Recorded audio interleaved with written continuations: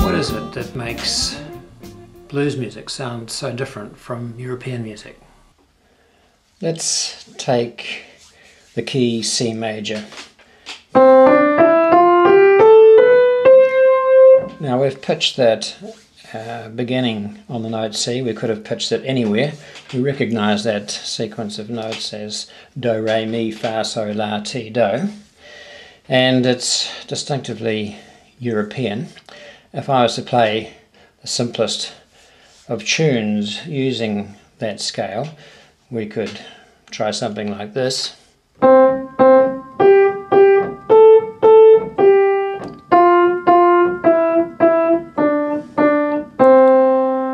Something we notice is that it starts on the keynote, the C, which begins the scale, and it also finishes on the C. This sometimes happens, particularly tunes ending on the keynote, but it doesn't always happen.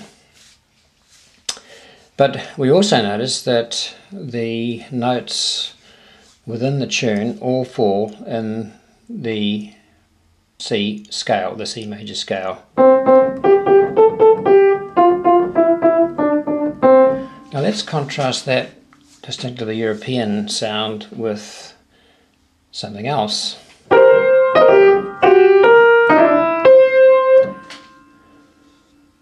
That is a bluesy sound, and we have to ask ourselves, why does it sound so different from what I was playing before?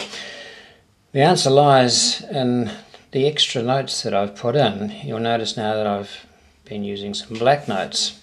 So if we go up from the tonic, 1, 2, 3, that's the major third, but in that last little sequence of notes I was playing that in particular, which is the lowered third. That's the third, that's the lowered third.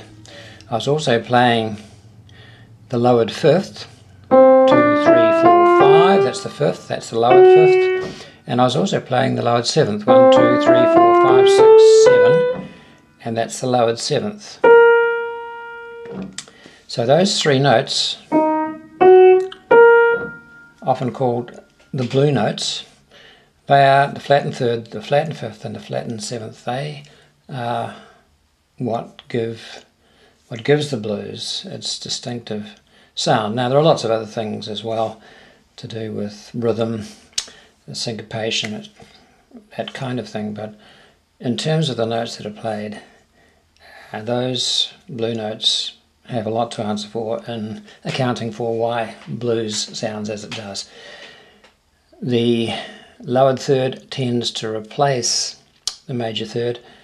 The lowered seventh tends to replace the seventh, but with the fifth, if you like, you can think of as being the second most important note in the scale after the tonic, and that is still important in blues, so both the fifth and the lowered fifth find a place in blues.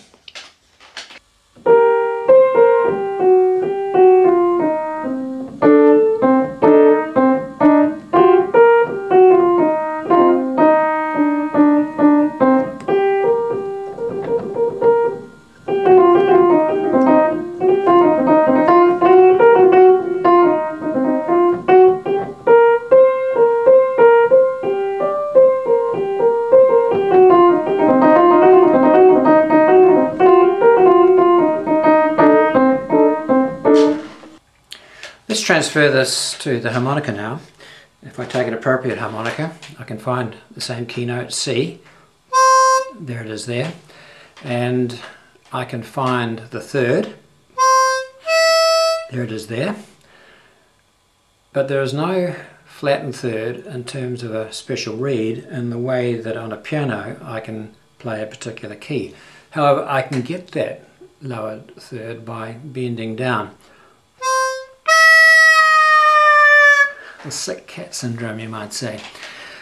And I can get notes, instead of morphing the pitch gradually like I did then, I can get individual notes by just fractionally bending.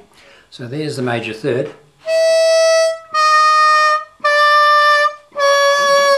You can hear those other notes there that I can get also off that third. I can do the same with the fifth. So here's the fifth, tonic first. There's the fifth. So there's the bent fifth,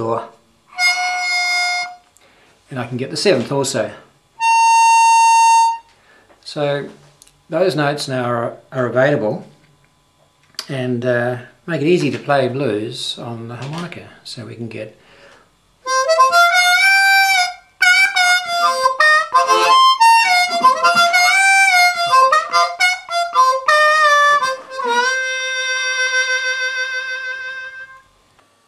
Of course that sounds a little bit thin, but we can pump up the sound if we play the harmonica directly into a microphone and connect the microphone to an amp.